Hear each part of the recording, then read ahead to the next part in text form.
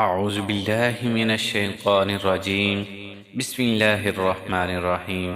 درود شریف کی یہ فضیلت تو آپ نے سنی ہوئی ہوگی کہ جو شخص ایک بار درود بھیجے گا اللہ تعالیٰ اس پر 10 مرتبہ رحمت نازل فرمائے گا اور اس کے 10 گناہوں کو معاف فرمائے گا اور اس کے 10 درجے بلند فرمائے گا۔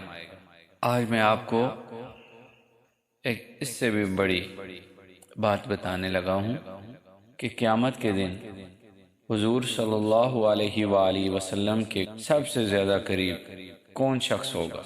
حضرت ابن مسعود رضی اللہ تعالی عنہ نے کہا کہ حضور اکرم صلی اللہ علیہ وآلہ وسلم نے فرمایا کہ قیامت کے دن لوگوں میں سب سے زیادہ میرے قریب وہ شخص ہوگا جس نے سب سے زیادہ مجھ پر درود بھیجا ہے۔ جو لوگ دن رات مختلف وظائف کرتے رہتے ہیں، یہ حدیث مبارکہ ان کے لیے۔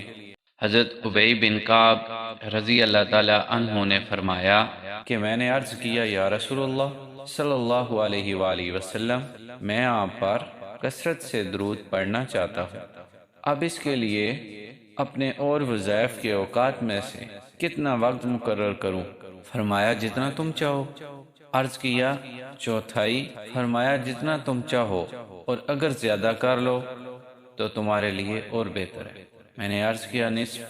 فرمایا جتنا تم چاہو، اور اگر اس سے بھی زیادہ کر لو تو تمہارے لیے بہتر ہے۔ میں نے عرض کیا دو تہائی؟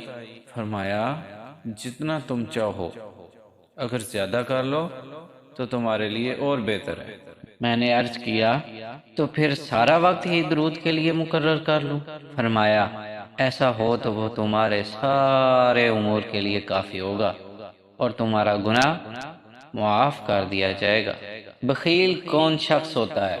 حضرت علی کرم اللہ وجہ الکریم نے فرمایا کہ حضور علیہ السلام نے فرمایا کہ اصل میں بخیل وہ شخص ہے جس کے سامنے میرا ذکر ہو اور وہ مجھ پر درود نہ پڑھے۔